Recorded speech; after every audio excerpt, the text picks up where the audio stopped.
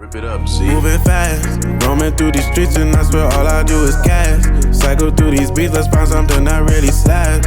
This is not a gimmick, I've been running from my past.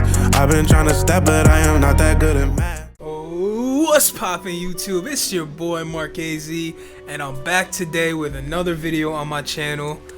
As you guys are all aware, 2019 is coming to an end. It's December. This year flew by, but not only 2019 is coming to an end, this decade is coming to an end. Rip it up. So I'm gonna cover today my top 10 albums of the decade from 2010 to 2019. And there's a lot of good albums that came out this decade. Like I'm saying, a lot. And it was really hard for me to narrow it down to 10. So there was a lot I probably missed on this list, but this is my list.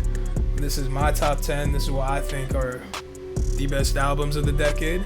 So a lot of you might agree, a lot of you might disagree, but that's okay. People have opinions, and that's how the world works. But before we get into it, I'm gonna give y'all my list. Let me know what y'all think of it in the comments. But before we do that, like this video, subscribe, hit the notification bell for more. Always dropping new content. I took a week off last week because of Thanksgiving. I wasn't able to record. I was away from my setup, but now I'm back. I got everything, and I'm gonna try to pump out new content, so stay tuned. But without further ado, let's get into it. Alright, so coming in at the number 10 spot, we got J. Cole's 2014 Forest Hills Drive. Now, this is actually the first album I ever bought on vinyl. Here it is right here. But in my opinion, this was the album that cemented J. Cole as one of the most skilled and versatile rappers of this generation. And on this project, there's songs like No Role Models, Wet Dreams, GOMD that still get radio love till this day. But you've heard it a million times from every single J. Cole fan that J. Cole went platinum 3 times without any features, and it all started with this project right here. So that's why I say 2014 Forest Hills Drive is number 10 album of the decade. Coming in at number 9, we got Dreams and Nightmares by Meek Mill. Now I'm pretty sure everybody has heard the song Dreams and Nightmares. It's everywhere. If you go to a basketball game, you go to a party, you go to a club, it's gonna be playing at least once. And if it's not, you're not in the right spot. But this is the project that took Meek Mill to that next level, made him a household name, made him known everywhere around the country, around the world, matter of fact. You got songs like Amen with Drake, Believe It with Rick Ross, Polos and Shell Tops, and then Dreams and Nightmares. Overall, it was a good project, and that's why I put it at number 9. Coming in at number 8, we got Rodeo. Now, this is the album that really made Travis Scott the superstar that he is today. This project is loaded with bangers. Songs like Antidote, 3500, 90210, On My Diss Side. These are the tracks that still get love on the radio today. Everybody still has them on repeat. And without Rodeo, really, we wouldn't have the Travis Scott that we all know and love today. Coming in at number 7, we got possibly the greatest collab album of all time. What am I talking about, possibly? This is the greatest, hands down, 100% the greatest collab album of all time, and I say that with 100% confidence. We're talking about Watch the Throne. Now, you take 2 of the biggest names of hip-hop, 2 legends, put them together, and this is the outcome. This album was everywhere. You go to a mall, it was playing. You drove past somebody, they were playing it in their car. You go to an event, like, it was everywhere. That's what I'm trying to say. Like, this project is a timeless classic, and it's definitely going to be remembered for a long time. I consider it the greatest collab album of all time. Sorry Metro, sorry 21 Savage, but I don't think any album has come anywhere close to Watch the Throne, and I don't think anyone will within the next 10 years. Coming in at number 6, we got the Sixth God himself, Drake, with If You're Reading This, It's Too Late. Now, this is one of the albums where I got a story for. I remember exactly where I was and what I was doing when I was listening to this for the first time. I was in my bed, I was doing my math homework that was due the next day, and all of a sudden I checked Twitter and I seen Drake had dropped a surprise album. And right away, I closed my textbook, I put everything in my backpack, put my headphones in, and I just listened to the album like 2 or 3 times that night. Went to bed at like 2 or 3 a.m. and woke up the next morning. Long story short, I never turned in that homework assignment. But from top to bottom, this album is a classic. It's got some of Drake's best work on here. Legend, Energy, 10 Bands, 6 God. Like, some of Drake's best work was put into this project right here. And I put this in number 6. I'm surprised I didn't put it higher, but I got another Drake project up on the list. Coming in at number 5, we got one of my favorite Lil Wayne projects to date. Now, the Carter 4. This album came out 8 years ago, and for me, it still has not lost its replay value. Some of my favorite Lil Wayne songs are on this project. Songs like 6 Foot, 7 Foot, She Will, How to Love, John, and then Mirror. Like, people also forget, when this album dropped, it sold 1 million copies worldwide within the first week.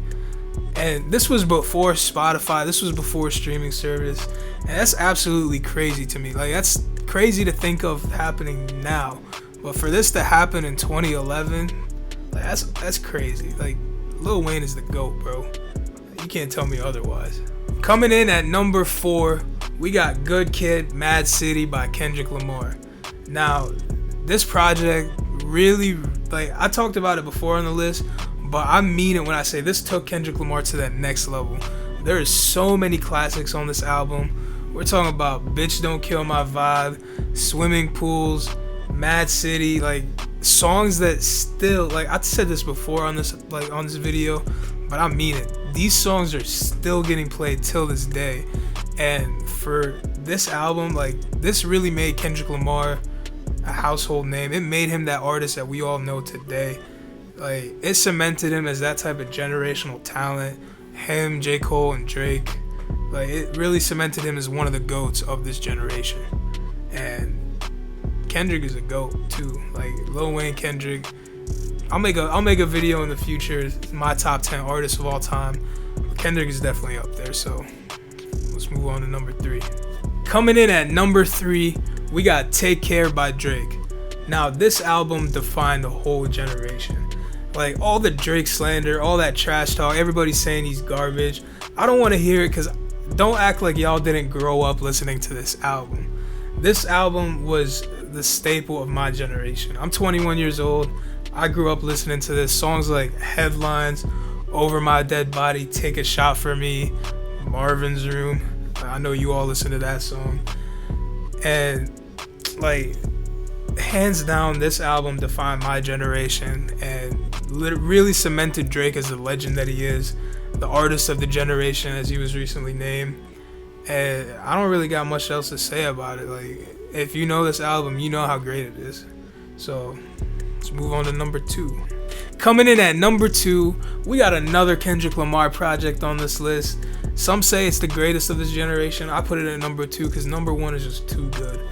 But I'm talking about To Pimp a Butterfly. Now, this is one of those albums I could listen to over and over and over again and just not get bored with it. From start to finish, it's just bangers on bangers on bangers. It's not even like, it's not something that you turn up to or something like that. It's just like, it's real music, if you know what I mean. Like, this album was conscious rap and mainstream sound, like, fused together with elements from both jazz and hip hop. Just overall, it was just beautiful. Like, this is what real music should be. And honestly, Kendrick Lamar is a GOAT for this. Like, To Pimp a Butterfly, number 2 all time. Who knows? Someday, maybe Kendrick Lamar might drop something that would be even better. But so far, To Pimp a Butterfly is my favorite project to come out of Kendrick Lamar's discography. So let's move on to my number 1 album of this decade. Coming in at number 1, if you know me, you already know that this is my pick for number 1. I'm talking about My Beautiful Dark Twisted Fantasy by the GOAT, Kanye West. Now, overall, this album is a masterpiece. From start to finish, I've said this before, start to finish, you got song Dark Fantasy all the way to Lost in the World. It's like a movie. When you listen to this album, it's just like a movie playing in your head. And he released, I think it was like a 30-minute documentary. Not a documentary. It was like a short film with this album. And it was art. Like, this album is the definition of art. And songs like Devil in a New Dress with Rick Ross, some of Rick Ross's best, I think it's his best feature of all time, no cap. Then you got Monster with Nicki Minaj, Jay-Z, and Rick Ross. I think that's, without that song, Monster, Nicki Minaj would have not had the career that she had. And that's a hot take, but you could take that how you want it. I'm not capping here. But this whole album, it was a generational masterpiece. Like, songs that still get played today, songs that define generations, Power, All of the Lights, like Runaway with Pusha T. Like, if you don't know this album, like, just exit out of this video right now, go listen to My Beautiful Dark Twisted Fantasy, come back and just let me know how great it is, because hands down, if you don't like this album, you don't like good music. Point blank, period. There you have it, y'all. That's my top 10 albums of this decade. If you disagree with something, if you think something should be higher up on the list, or something shouldn't even be on the list at all, or another album should take its place, let me know. Drop a comment. I want to hear your opinions. I'm not going to get mad, I promise. But yeah, if you enjoyed, go ahead, drop a like on this video, subscribe, turn the notification bell on for more, and stay tuned because I'll be doing more videos like this every week. But yeah, that's all I gotta say. So it's your boy Mark AZ signing out.